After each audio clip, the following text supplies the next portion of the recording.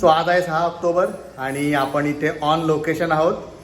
आर्यन टिकेकर ह्यांचा dance shoot करण्यासाठी आलो आहोत. हे Aryan Tikekar hello. Dressing room मध्ये रेडी होत आहेत मेकअप वगैरे लावून करण्यासाठी. येस.